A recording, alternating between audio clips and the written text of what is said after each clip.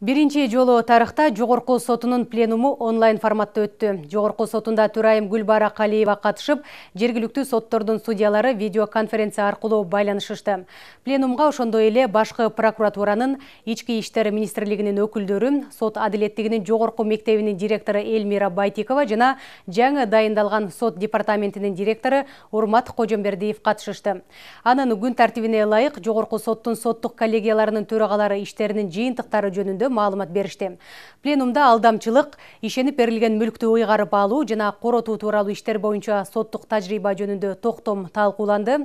Жогорку соттун судьясы баяндамачы Качке Эсенканов республика боюнча 2018 жылы жана 2019 жылдын 9 айында эле сотторго 19900 кылмыш иши келип түшкөнүн маалымдады.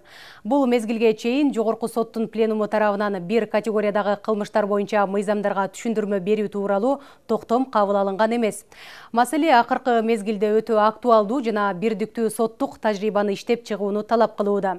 Жыйынтыгында токтом долбоорлорун негизинен кабыл алуу сунушталып, токтомдор бир добуштан кабыл алынды. Азыркы мезгилде бул алдамчылык бул эң кеңири таралган кылмыштардын бири болуп атат.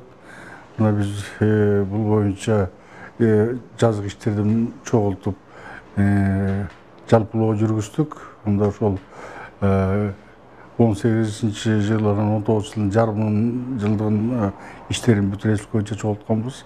Ошондо карасак, соттордо 19900 иш каралыптыр. Бул эң эле көп. Анткени азыркы мезгилде бул кылмыш кеңири таралган кылмыш болуп, ушул алдамчылыктан жабыр тарткан жарандар өтө көп болуп жатат. Өзгөчө өндүрүш иштери боюнча арыздарды берүүдө эсептик көрсөткүчтүн 10 эселенген өлчөмүндө мамлекеттик алым өндүрүүлөрү жөнүндө да көрсөттүк.